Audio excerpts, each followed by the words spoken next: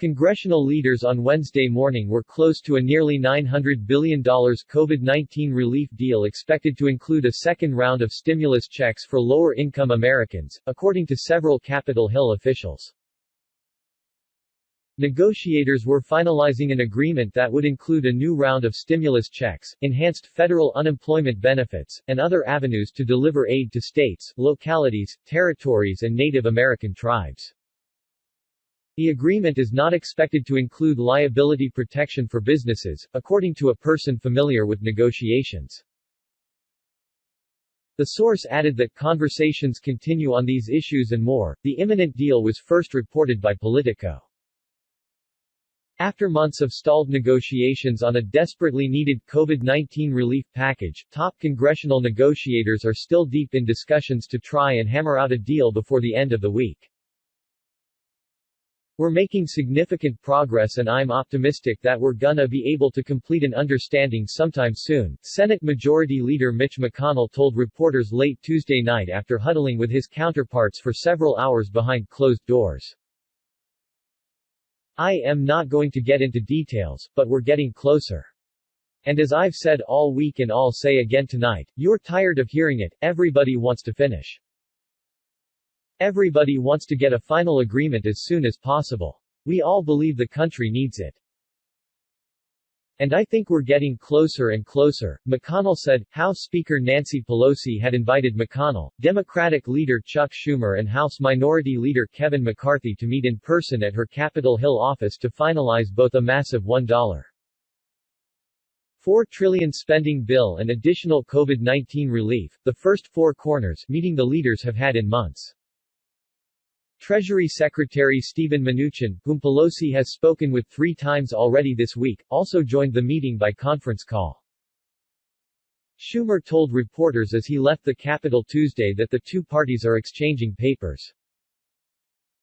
We're talking, we're exchanging paper and ideas back and forth, making progress and hopefully we can come to an agreement soon, Schumer said. I am not getting into specific details, but I think there is a genuine desire to come to an agreement by all 4 parties. We're working. Asked if an agreement is within reach earlier in the evening, McConnell replied, we are still talking to each other and there is agreement that we are not going to leave here without an omnibus and a COVID-19 package. The multiple meetings Tuesday come ahead of an upcoming government funding deadline on deck.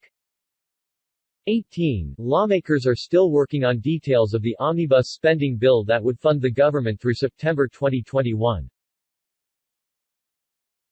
Top negotiators had confirmed that legislative text would be out Tuesday, but issues remain: wage requirements for public works projects and limits on surprise medical bills. At the same time, lawmakers still need an agreement on a COVID-19 relief package, with the expectation that any stimulus deal would hitch a ride on the spending bill that must pass before Friday.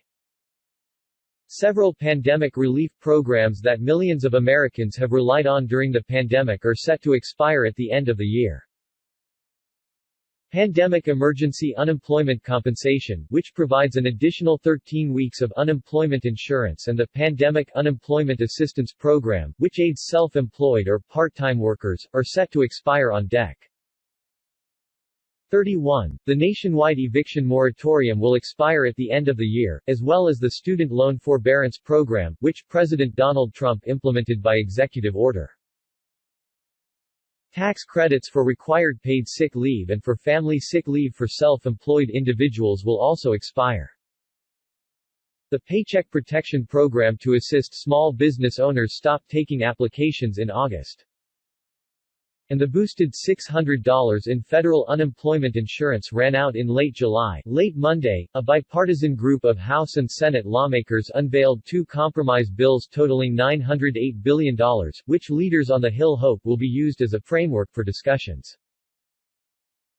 The first of the 2 bills is a $748 billion proposal that includes measures both parties are largely in agreement on.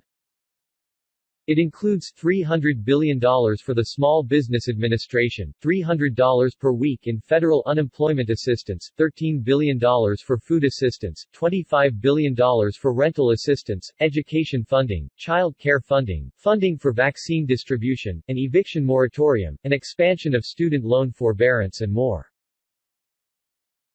The first bill is meant to address emergency issues and there is bipartisan agreement on nearly all of it. The second bill includes money for local and state governments that Democrats want, and it would also address liability protections for employers, which Republicans support. Both of these are thorny issues that have held up negotiations for months. The $160 billion proposal includes $152 billion for state and local aid and an agreement on the creation of a distribution formula to ensure that COVID-19 relief money is not being used for debts incurred by states before the virus. Members concede that liability protections remain the most difficult sticking point in conversations. Schumer continued to advocate for state and local aid during his press conference Tuesday. "I think we need more for distribution on state and local. Everyone knows my position. It has broad bipartisan support," Schumer said. Earlier Tuesday, McConnell vowed that the Senate would not leave until a COVID-19 relief deal is reached. "We're not leaving. I assure you, we are not leaving until we finish this package," McConnell